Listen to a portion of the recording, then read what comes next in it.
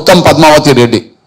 ఉత్తమ్ పద్మావతి రెడ్డి గారు సురేష్ రెడ్డిని కాపాడడం కోసమే ఆమె ఎమ్మెల్యే గెలిచినట్టుగా అనిపిస్తున్నది. ఈ విషయాన్ని నేరుగా నేను ఉత్తమ్ కుమార్ రెడ్డి గారి దృష్టికి తీసుకొచ్చా, నేరుగా కలిసి వివరించా. ఎమ్మెల్యేనే సురేష్ రెడ్డిని కాపాడుతుంది అని ఆమె ముందే చెప్పా. కనీసం మంత్రి ఈ రోజు వరకు కూడా కోదాడ లాకప్ డెత్ మీద కనీసం ఒక మాట కూడా మాట్లాడలే. ఉత్తమ్ కుమార్ రెడ్డి గారు ఒక మాట కూడా మాట్లాడలే. అంతకుముందు మరియమ్మ లాకప్ డెత్ గురైనప్పుడు కాంగ్రెస్ పార్టీ అధ్యక్షుడి హోదాలో ఉత్తమ్ కుమార్ రెడ్డి గారు గవర్నర్కు లేఖ రాశాడు, ముఖ్యమంత్రికి లేఖ రాశాడు, ముమ్మాటికి పోలీసులు చేసిన హత్య అని చెప్పగలిగాడు.